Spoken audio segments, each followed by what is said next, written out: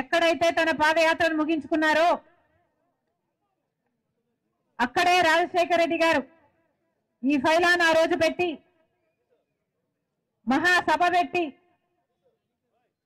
రాజశేఖర రెడ్డి గారు ప్రజలు పడుతున్న కష్టాలను నేను చూశాను, నేను అర్థం చేసుకున్నాను, నాకు ఒక అవకాశం ఇవ్వండి అని ఆంధ్ర రాష్ట్ర ప్రజలను రాజశేఖర రెడ్డి గారు కోరితే రాజశేఖర రెడ్డి గారిని ఆంధ్ర రాష్ట్ర ప్రజలు ఆశీర్వదించి ఆ రోజు ముఖ్యమంత్రిని చేశారు.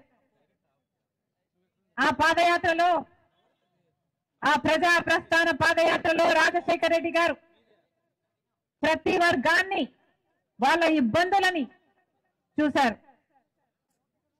ఆ పాదయాత్రలో నుంచి పుట్టినవే ఆరోగ్యశ్రీ, ఆ పాదయాత్రలోంచి పుట్టినదే ఉపాధి హామీ పథకం, ఆ పాదయాత్రలోంచి పుట్టినదే రైతులకు రుణమాఫీ, ఆ పాదయాత్రలోంచి పుట్టినదే ఉచిత విద్యుత్ ఇవ్వాలన్న కోరిక, ఆ పాదయాత్రలోంచి పుట్టినదే ఫీజు రీయింబర్స్మెంట్.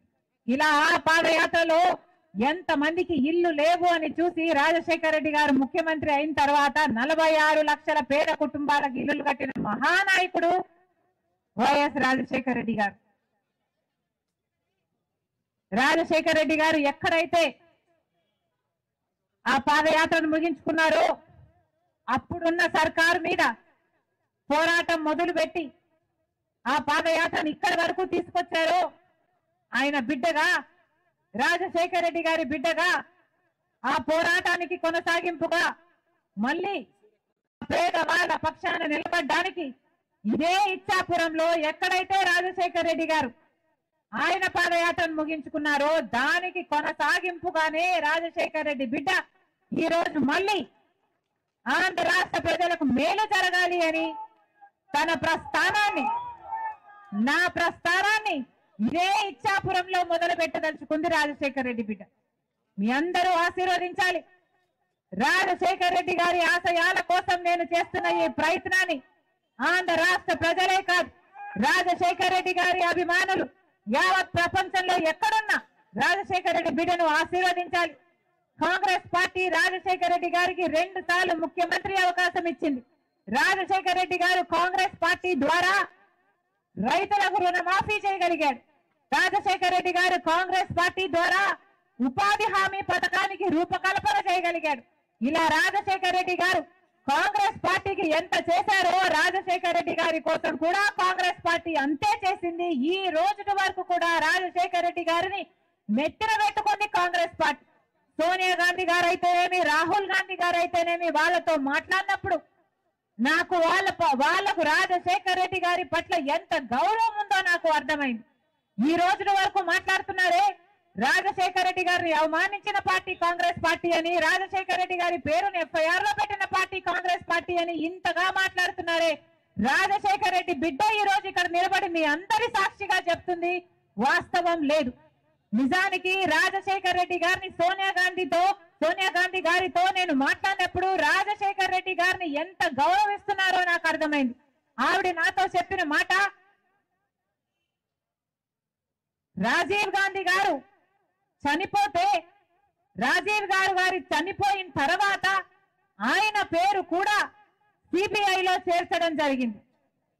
అలాంటిది నాకు ఆ బాధ ఎలా ఉంటుందో తెలిసి కూడా రాజశేఖర రెడ్డి గారి కుటుంబానికి నేను అంత అన్యాయం చేయగలనా? నేను చెయ్యలేదు, నాకు తెలిసి జరిగింది కాదు ఇది అని ఆ రోజు సోనియా గాంధీ గారు నా కళ్ళల్లో కళ్ళు పెట్టి చూసి నా చేతిలో చెయ్యి పెట్టి ఈ మాట చెప్పడం జరిగింది. ఇది వాళ్ళు తెలియక చేసిన పొరపాటు అయి ఉండొచ్చేమో గానీ వాళ్ళు చేసిన తప్పిదం అయితే కాదు. ఇది రాజశేఖర రెడ్డి రక్తం, రాజశేఖర రెడ్డి బిడ్డ. వాళ్ళతో మాట్లాడిన తర్వాత వాళ్ళ మనసు అర్థం చేసుకున్నాక చెప్తున్న మాట. ఇంకొకటి చెప్తున్నా, రాజశేఖర రెడ్డి గారు బీజేపీ పార్టీకి వ్యతిరేకి. రాజశేఖర రెడ్డి గారు ఏనాడు బీజేపీ సిద్ధాంతాలతో ఏకీభవించలేదు. ఎందుకంటే బీజేపీ పార్టీ ఒక మతతత్వ పార్టీ కాబట్టి. ఎందుకంటే బీజేపీ పార్టీకి తెలిసిన రాజకీయం వల్ల ఒక మతాన్ని రెచ్చగొట్టాలి, ఇంకో మతాన్ని అవమానించాలి. ఇదే బీజేపీ పార్టీకి తెలిసిన రాజకీయం. మతం పేరుతో చిచ్చు పెట్టాలి, ఆ మంటలో వీళ్ళు చలి కాచుకోవాలి. ఇదే బీజేపీ పార్టీకి తెలిసిన రాజకీయం. అలాంటి పార్టీని రాజశేఖర్ రెడ్డి గారు ఏ సందర్భం వచ్చినా వ్యతిరేకించడం జరిగింది. కానీ ఈ రోజు ఆంధ్ర రాష్ట్రంలో జరుగుతున్న పరిస్థితులను గమనిస్తే చాలా బాధాకరంగా ఉంది.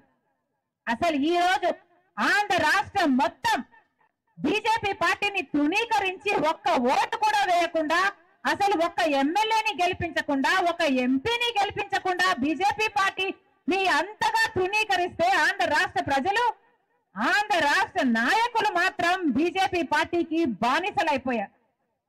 ప్రజలు ఒక్క ఎమ్మెల్యేను కూడా గెలిపించలేదు బీజేపీ పార్టీ నుంచి. కానీ ఈ రోజు ప్రభుత్వంలో ఉన్న అందరు ఎమ్మెల్యేలు, ప్రభుత్వం సైతం, ముఖ్యమంత్రి గారు సైతం బీజేపీ పార్టీకి ఊడిగలు చేస్తున్నారు, బీజేపీ పార్టీకి బానిసలైపోయారు.